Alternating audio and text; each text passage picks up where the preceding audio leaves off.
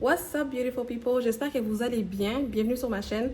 Si c'est la première fois que tu passes par ici, mon nom c'est Jen. Si c'est pas la première fois, eh bien welcome back. Aujourd'hui, je vais vous parler de qu'est-ce que j'ai fait pour me relever après avoir perdu mon emploi. Parce qu'il y a trop de soleil là. Il y a quelques mois, j'ai fait une vidéo en disant que je me suis fait licencier. Et c'est quelque chose qui m'a vraiment atteint parce que j'avais besoin de mon travail et je l'ai perdu du jour au lendemain. Donc voilà. Et aujourd'hui, en fait, dans la vidéo d'aujourd'hui, je vais vous parler des moyens qui m'ont aidé moi à me relever et en fait à trouver un autre emploi. La première chose en fait que moi j'ai fait et que je trouve que c'est important de faire aussi, c'est que quand que vous vous faites licencier, c'est important de prendre un moment de juste comme, en tout cas pour moi, c'est important de prendre un moment de pleurer, de comprendre que oui, ça nous arrive, genre, parce que ça sert à rien de refouler une émotion parce qu'après ça va ressortir et ça sera pire. Donc, vaut mieux juste comme prendre l'information, l'enregistrer, l'absorber et comme vraiment vivre l'émotion. C'est beaucoup mieux. Donc, c'est ça que j'ai fait. Moi, quand je vis mes émotions, je pleure. Parce que pour moi, quand la pression elle est trop élevée, j'ai besoin de pleurer pour faire baisser la pression. Puis une fois que j'ai pleuré, là, je pouvais bien réfléchir à tête reposée. Moi, c'est comme ça, je sais pas pour vous. Mais si vous ne pleurez pas quand vous recevez une mauvaise nouvelle, au moins de l'enregistrer et de vivre l'émotion, quoi. Parce que quand vous refoulez une émotion, après, quand ça va ressortir, ça ressort pas nécessairement de la bonne manière. Ça, c'est la première chose à faire, de vivre l'émotion. Deuxième chose à faire, c'est il faut pas tout de suite commencer à chercher un emploi. Il faut prendre le temps de juste comme faire respire d'abord, ok? Respire, t'es un humain, relax. Pendant que tu es en train de respirer et tu es en train de réaliser qu'est-ce qui se passe, les choses que tu dois faire. De un, tu dois faire une demande de chômage. Si tu es une personne qui vit au Québec ou au Canada, tu peux faire une demande de chômage. Si tu as accumulé assez d'heures durant l'année, tu peux être qualifié pour avoir du chômage. Ça, tu peux faire la demande au niveau de Service Canada. De deux, tu peux faire une demande d'aide sociale. Il y a beaucoup de personnes qui regardent de haut les gens qui sont sur les réseaux sociaux, mais moi je trouve que c'est une option qui t'aide à rebondir quand tu es vraiment dans la hesse, dans la merde. Ça t'aide vraiment à comme juste rebondir. On te dit pas de rester sur les réseaux sociaux pendant 10 ans là, ok? 2, 3 mois, 6 mois, peu importe combien de temps ça te prend pour te relever. Vas-y, le service il est là pour juste aider, quoi. N'est pas que tu te retrouves dans la rue. Donc, quand tu vas faire ta demande de chômage, non. Quand tu vas faire ta demande d'aide sociale, ils vont te demander est-ce que tu as fait la demande de chômage et ils vont te demander de leur envoyer une preuve que tu as fait la demande de chômage. Souvent, la dernière page qui dit genre que tu as envoyé tes documents. Donc, voilà. En premier lieu, demande d'aide sociale. Deuxième lieu, non, excuse-moi. Premier lieu, demande de chômage. Deuxième lieu, demande d'aide sociale. Et une fois que tu as fait ces deux demandes-là, au moins ils sont en train de... Parce que la demande de chômage, ça prend du temps. Demande d'aide sociale aussi, ça prend aussi du temps.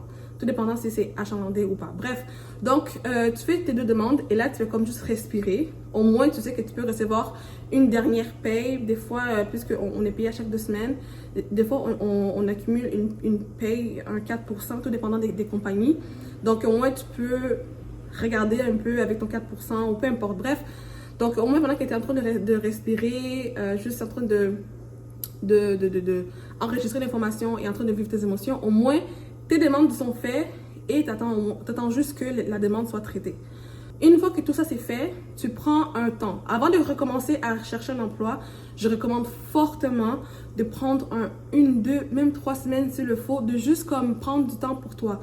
Si tu as assez d'argent, parce que je sais que quand on perd notre travail, on n'a plus beaucoup d'argent, mais tu peux aller te faire masser, tu peux aller faire des marches, tu peux aller essayer il fait encore beau dehors, tu peux aller courir un peu, si tu as les moyens de te payer un gym, tu peux aller au gym un peu, juste comme prendre le temps de te ressourcer, fais une petite activité que tu aimais faire avant, que tu as arrêté de faire, juste 1 ou 2, 3 fois, juste prends le temps de te ressourcer, de revenir, je veux dire, à toi-même, parce que quand on travaille, on est tellement des fois sur le go, on pense pas trop à qu'est-ce qu'on est, là, là, là. Donc juste prends ce petit moment-là, juste pour un petit 2-3 semaines, juste pour prendre soin de toi, va faire tes ongles si t'aimes ça, va faire tes cheveux, si t'as une amie qui habite loin, va la voir 2 fois de suite, si tu la vois juste 1 fois par mois, tu comprends ce que je veux dire?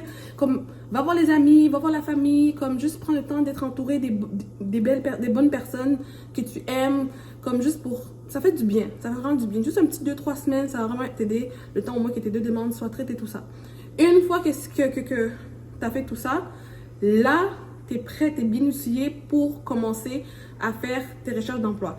Pourquoi je te dis de commencer par faire toutes ces étapes-là? Pourquoi? Parce que quand tu vas commencer à rechercher, à faire ta recherche d'emploi, tu vas voir, c'est pas médecin, des fois, tu vas même pas être appelé. Des fois, les gens vont dire, je t'ai appelé, ils te rappellent pas. Donc, tu auras beaucoup de déceptions durant ta recherche d'emploi. Donc, au moins, si tu as pris le temps de respirer, de vivre tes émotions, d'aller voir la famille, tout ça, de te calmer, d'avoir un coussin qui veut dire l'aide sociale ou l'assurance emploi, au moins tu peux dire, bon, je peux faire ma recherche d'emploi en toute calmeté. Calmeté, ça se dit? Dans le calme, sans stress, tout ça. Au moins, tu as un plan B en attendant que tu es en train de faire ta recherche d'emploi qui est ton plan A, tu comprends?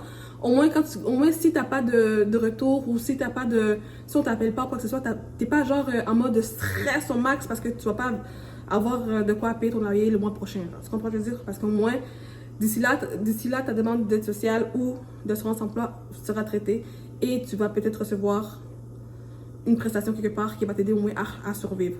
Je sais pas si ça fait du sens ce que je dis. Bref, donc c'est ça. Donc, une fois que tu commences à faire ta recherche d'emploi, ne te mets pas trop de pression parce que, comme je te dis, dernièrement, tu cherches un emploi ici au Québec, c'est difficile. C'est difficile de se faire rappeler. C'est pas comme avant qu'en 2-3 jours, tu trouves un travail. Ça peut t'arriver de trouver un travail rapidement, mais des fois, ça peut prendre du temps.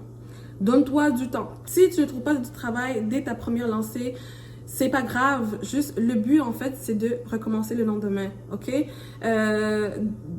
Dis-toi que dans la recherche d'emploi, t'es pas seul. Il y a beaucoup de personnes qui sont dans la même situation que toi, qui sont présentement dans une recherche d'emploi parce qu'ils ont perdu leur travail pour X, Y raison. Tu comprends? Il faut vraiment que tu sois indulgent avec toi-même. Ne te mets pas trop de pression, don't put yourself down, comme on peut dire en anglais. Sois vraiment indulgent avec toi, sois gentil avec toi. C'est vraiment important de ne pas trop mettre de la pression. Je mets vraiment de l'emphase sur ne mets pas trop de pression sur toi. Parce que des fois, avec les regards des autres, les regards de la famille, des amis, tout ça, des fois, on a peur d'être jugé, d'être critiqué, d'être, je sais pas trop, la personne qui n'avance pas, whatever the case may be. Comme, pense pas tout ça. C'est pour ça que j'ai dit, prends le temps de prendre du temps pour toi et de te ressourcer, faire un peu d'activité, retrouver des gens qui t'aiment, la famille. Comme, tout ça va t'aider comme à être posé et avoir les 2 pieds sur terre pour te permettre de commencer la recherche d'emploi en force. C'est pour ça que j'ai dit de faire toutes les étapes avant. Donc, la recherche d'emploi, je t'ai dit encore une fois, c'est pas facile, c'est difficile, mais il faut se prendre en main. Désolée, il faut se prendre en main. Un service que beaucoup de personnes négligent, si je peux dire ça comme ça, il y a Emploi Québec. Il y a des agents là-bas qui vont t'aider à refaire ton CV. Ils vont t'aider à l'imprimer aussi. Ils peuvent t'imprimer beaucoup de CV, 30, 40, 50 copies de ton CV. Ils peuvent t'aider aussi à la recherche d'emploi. Ils peuvent aussi te coacher au niveau de l'entrevue, les questions d'entrevue, comment tu vas répondre, comment tu dois te tenir. Comme eux, ils peuvent vraiment te coacher de A à Z, du début de la recherche d'emploi jusqu'à l'entrevue. C'est un service à ne pas négliger. C'est Emploi Québec. Allez dans le bureau d'Emploi Québec. Il y en a beaucoup à Montréal, Laval, vraiment partout dans le Québec. C'est vraiment un service offert pour tous les Québécois. Donc, allez-y. Profitez de ce service parce que c'est un service qui est gratuit, c'est pas payant non plus. Donc, ça aide vraiment beaucoup, là. Vraiment, il y a un agent qui va t'aider de A à Z à composer ton CV. Si ça fait longtemps que ton CV, tu l'as pas renouvelé, la personne va t'aider à renouveler ton CV. Donc, c'est vraiment à ne pas négliger les services d'Emploi Québec. Vraiment, informez-vous, prenez un rendez-vous, allez voir un agent. C'est très important, ça peut vraiment vous faciliter la tâche. Si vous êtes une personne qui n'est pas trop informatique, qui ne sait pas trop comment envoyer des CV en ligne, l'agent d'Emploi Québec va vous aider à envoyer les CV en ligne ou même vous apprendre en fait étape par étape comment faire pour être capable en fait après de le faire tout seul. Donc c'est vraiment un service complet, ça aide vraiment beaucoup de personnes, donc c'est vraiment pas à négliger. Aussi, n'hésitez pas à recommencer à zéro. Je m'explique.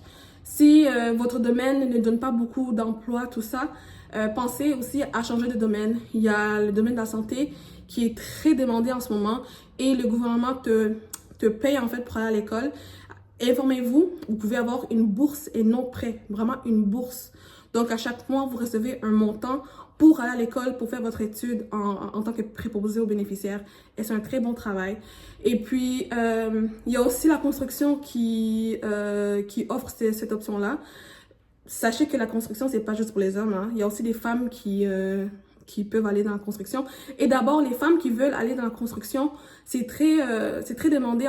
Je pense qu'il y a une bourse aussi il y a une bourse pour les gens qui vont dans les études pour la construction, mais si tu es une femme, il y a une bourse de plus, je sais pas trop, mais allez vous informer parce que moi, quand j'étais en train de regarder pour un emploi, tout ça, j'ai vu toutes les options qui sont ouvertes, comme j'ai vraiment lu, je me suis vraiment informée et j'ai vu quelque chose qui a rapport avec les femmes qui sont dans la construction. On leur donne une bourse de plus pour se lancer dans les études dans la construction. Bref, allez vous informer, il y a beaucoup de ressources, beaucoup de choses que vous pouvez faire. Donc, ne vous renfermez pas après avoir perdu un travail, ne vous renfermez pas.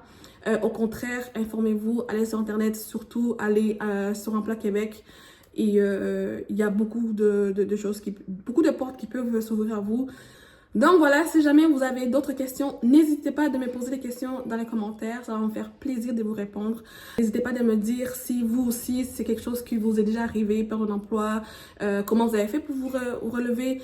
Laissez un commentaire au moins peut-être pour encourager une autre personne qui peut lire les commentaires. Des idées à gauche, à droite, on sait jamais. Toute idée peut aider quelqu'un d'autre, on sait jamais, ok? Donc voilà, j'espère que vous avez aimé la vidéo. N'hésitez pas à vous abonner. Aimez la vidéo, partagez-la et surtout commentez, c'est important pour moi. Donc les commentaires, ça permet à l'algorithme de proposer mes vidéos à d'autres personnes. Donc merci beaucoup à tout le monde et on se voit dans la prochaine vidéo. Bye!